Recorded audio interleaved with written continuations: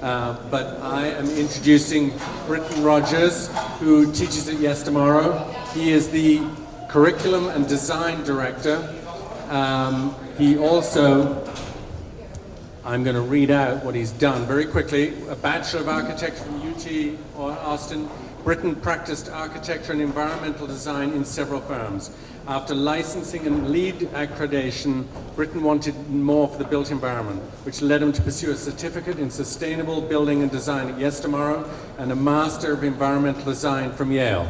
So he's speaking on a subject very close to my heart, landscape design challenges for tiny houses. Thank you. Thank you, Charlie. A few of you just heard from me, so I won't dwell too much on my Yes Tomorrow experiences, though they keep me very busy these days.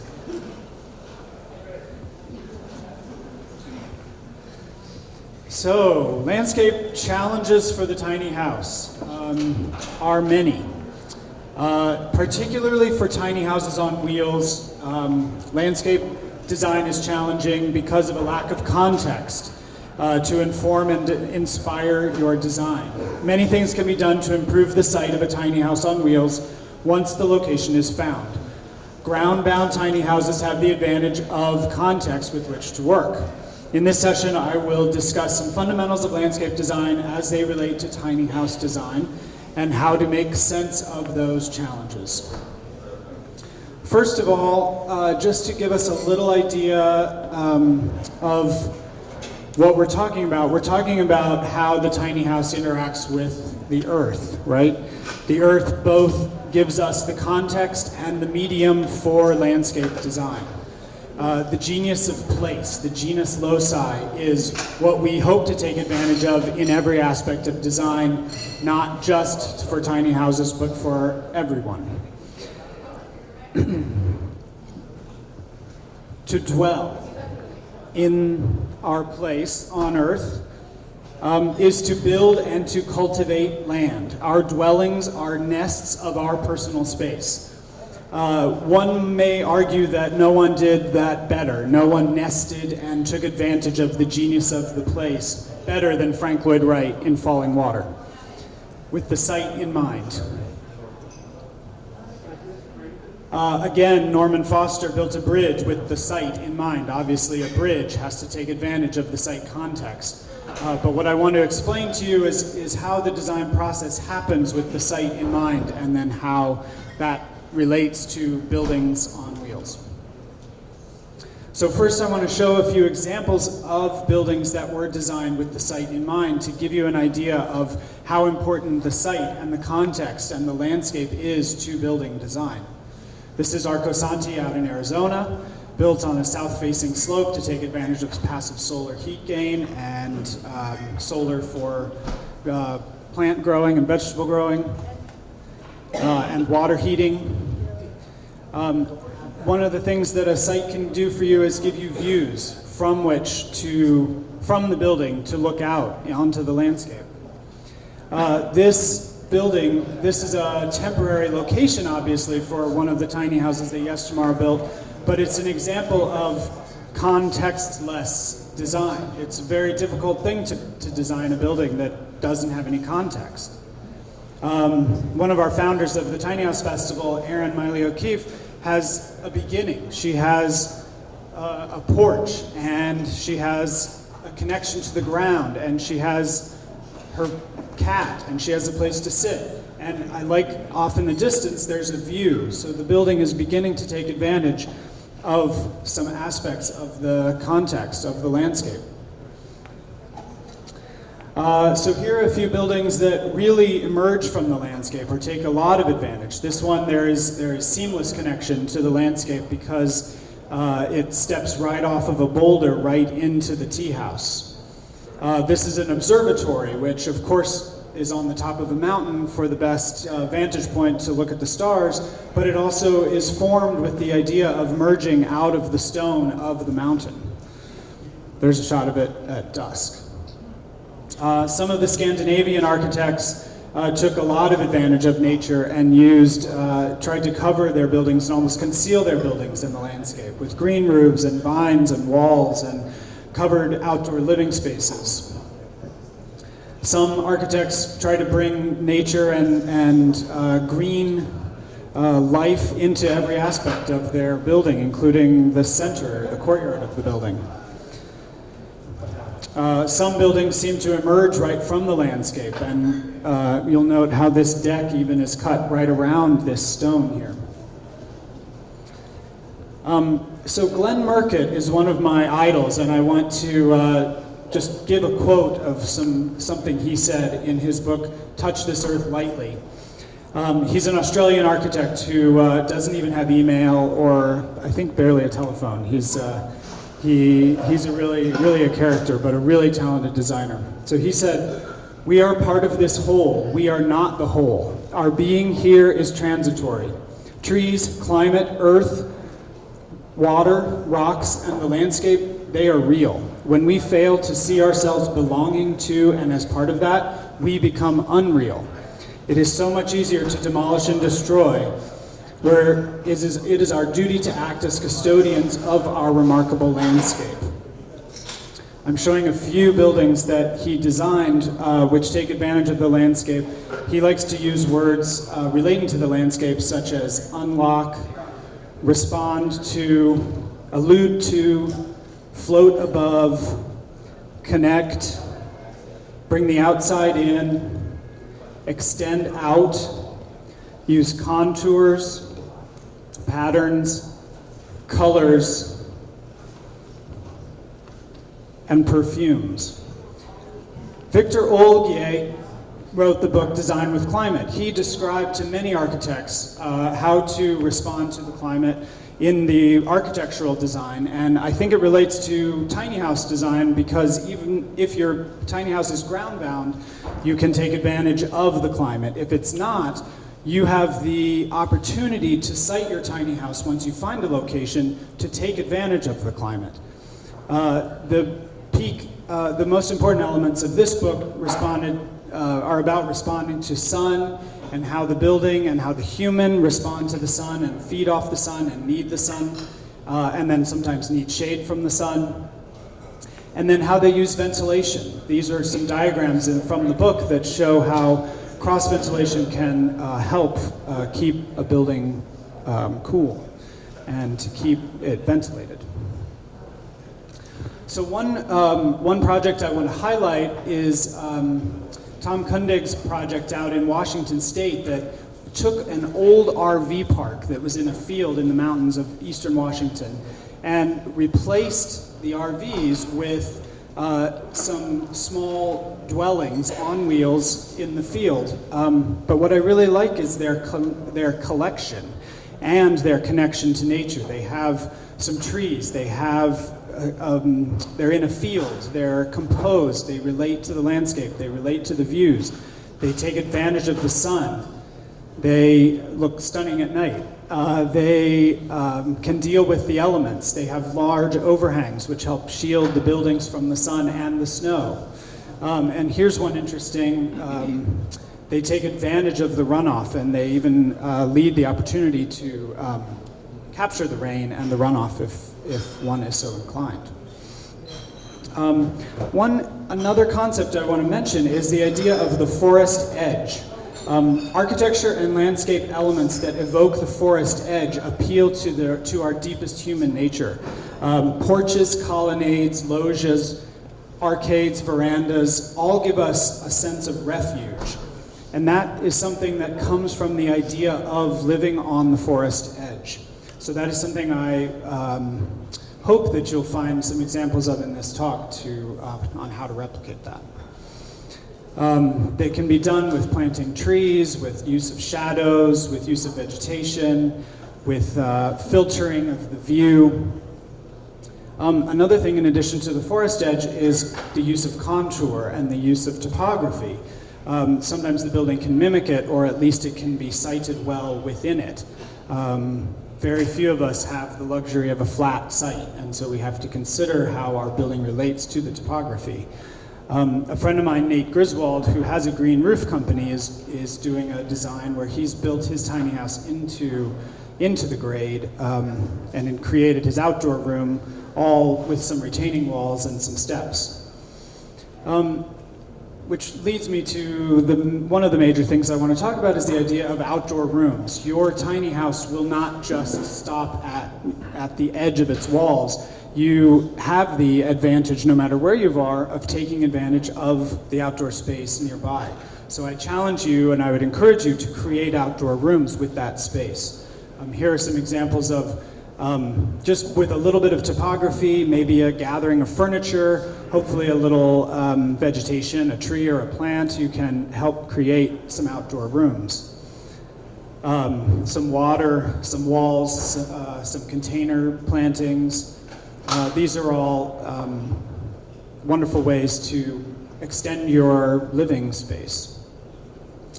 Another thing to take advantage of and to help work with is the sun. Don't ignore the sun, even if your building on wheels isn't necessarily oriented to the solar gain or can't help protect it from the solar gain. You can have things that will help. Awnings and sun shading devices that potentially are removable would really help you to take advantage of the sun when you need it and to shade your building when you don't want it. Another way to help your outdoor rooms is to use some awnings to shade the outdoor spaces that you have. And so here are some examples of shade sails and pergolas with retractable awnings.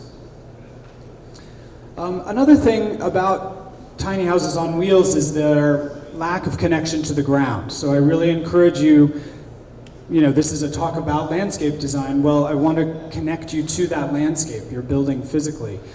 These are two buildings called the Mastheads, which happen to be on Yes Tomorrow's campus at the moment. They're little writers' cabins.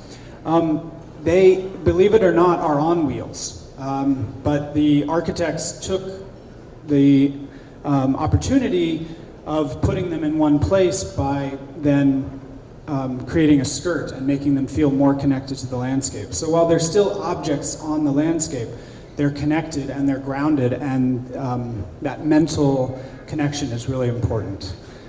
There's many ways to do stairs and make connections down to the ground. This was a small house I worked on which had to be raised because it was in a floodplain, and so the whole idea of the project, it's a ground-bound house, but the whole idea of the project was to be able to connect back to the ground by use of stairs and materials going from light to heavy. Outdoor seating. One obvious connection with outdoor rooms is the seating in those. So I would encourage you, it's as easy as a bench, or it can be more elaborate, like a little pavilion or a covered area. That can help define the space as well as help you enjoy the space. Trellises and other ways of sheltering outdoor seating and outdoor living spaces. You can create cooking spaces, you can create dining spaces, all with some simple trellises and the growth of some vines on those trellises to help shelter and help enclose. Vines and hedges and espaliered apple trees are other ways to give some life and green and vegetation to your building and tie it to the landscape. One of the most obvious and kind of simple ways is the use of container gardening. They're easy to take with you, and they're easy to put out in the landscape in use of lighting, and grow some food maybe, or grow some things that smell good. If the scale of large containers is a bit much, the ideas of bonsai, moss, terraria, topiary are other ways to bring a little bit of vegetation, a little bit of nature into your tiny house landscape. Hedges. Another one of the things I want to mention is an important part of landscape design is privacy, and that's another thing that your building design would respond to, or the site of your building needs to respond to. Hedges are a way to create some privacy if you didn't have it when you placed your tiny house. Obviously these are a few years old, but they'll come into their own when you give them a little time, and the right plant could grow quickly and help you with that privacy. Other ways to claim the site and to give you some personality into your landscape is the use of sculpture and furniture. Here's a piece of art in a garden. There's another one. And then one of the most human needs is fire and warmth in a cold climate. So I highly recommend the use of chimenea, fireplaces, fire pits, and grills. It really can help ground your outdoor living space. Here are some examples of outdoor fireplaces. I love chimenea because it takes the smoke and gets it out of your face rather than a fire pit. And then here are some examples of grills that you can carry along with you. I actually liked this one that was repurposed as a planter. Other ways that you can be a steward of the earth is by carrying along the processes of rainwater harvesting and taking advantage. Having as little impact on the site as possible means also as little rain runoff and as little erosion as possible. Here are some examples of rainwater harvesting that you could then use to water your garden. Other ways to add a little life, a little vegetation to your outdoor living space is with vertical gardens. They can be small scale with containers, they can be little tucked into little archways, or they can be your entire wall. And green roofs also are another way. It adds a lot of weight, but if you are ground bound or if you're finding your location and not having to move, they're a wonderful way to add a little vegetation and slow down the runoff from your building or from an outbuilding or another building that you might have. Outdoor rooms and pathways are an obvious connection to the greater landscape. They're not to be overlooked, and they should be celebrated and considered, whether you make them structural or whether you make them fairly temporary.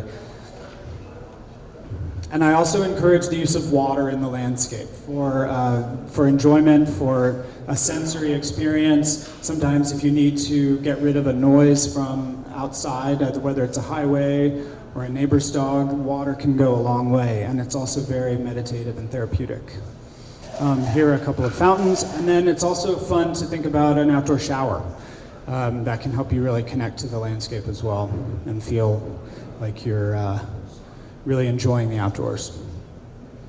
Lighting for outdoor landscape isn't to be overlooked. Both pathway lighting and lighting to highlight different things is a way to keep the outdoor space enlivened in the evening. I just wanted to know if anyone knew the concept of biophilia. It's the human need to connect to nature. Edward O. Wilson coined the phrase, and Stephen Kellert has written extensively on it.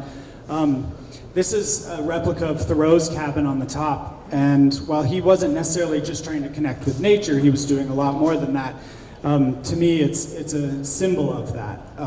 You can do it in your landscape with creating some sort of meadow, or even creating a planter.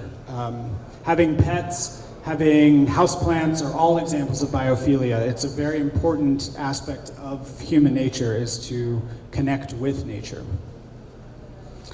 One of the ways to do that is to garden, whether it's with hothouses and greenhouses or raised beds, whether you're reclaiming space from an old industrial site, or whether you are using a community garden with a raised bed. Gardening is very important. If you don't have the luxury of your own space to garden, don't discount the opportunity to enjoy a public park or a community garden. Those are other ways that nature can be a part of your tiny house and the landscape within which you dwell. Similar to rainwater harvesting, composting is very important. If you can deal with your food scraps and then feed your soil, it's a way to be a steward of the land, to touch the earth lightly, and to contribute in a positive way back to your landscape. Great. The removal of concrete everywhere you can, I would highly recommend it. This was a park project that I worked on where we were making the tree pit much larger, but if your house site has a lot of concrete, I highly recommend taking out as much of it as you possibly can. In the concept of grouping tiny houses and moving into a community, I just wanted to point out two opposite examples. One is a layout on the left, is the layout of a neighborhood where everyone has their own equal amount of space. And then on the right, you'll see how grouping the same number of houses and leaving open space in the middle can really create a wonderfully ecological and sensitive way of dwelling, and also a place to enjoy for many of the residents. Just a couple of things in conclusion, and then I want to open it up to questions. So, borrowing from Gaston Bachelard's Poetics of Space, the intimate places of our lives are not just built, they are spatial. It's larger than the house. It includes our surroundings. We can have, and we must have influence on those spaces, as those spaces have influence on us. To paraphrase a noted landscape historian, Elizabeth Barlow Rogers, no relation, we are all place-making agents. Our bodies move through and claim space. We create forms and patterns on the landscapes of the world which are forever part of nature, whatever our version of nature or our definition of nature may be. So I hope I've given you a little bit of an example of what you can do, small scale, large scale, but I would love to have some questions if anyone is interested.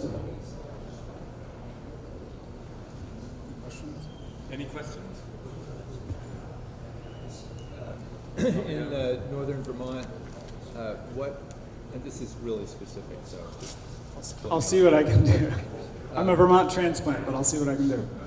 you talked about hedges being really helpful for creating privacy, and we have deer that eat a lot of stuff. Yeah.